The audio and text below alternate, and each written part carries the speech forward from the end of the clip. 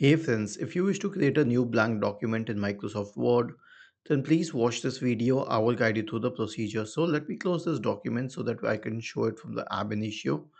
To open a new document, simply search for Word and click on it. This will open a new document and then you can click on this to open the document.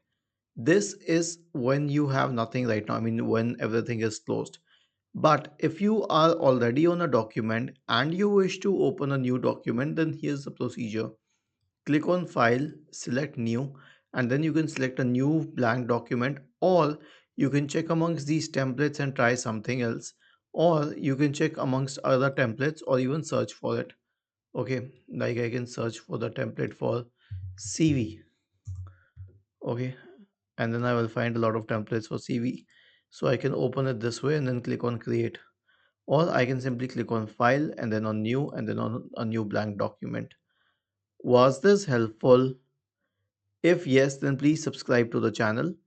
If not, then let us know in the comment section of the video on how we could help you further. Thank you for watching this video and have a nice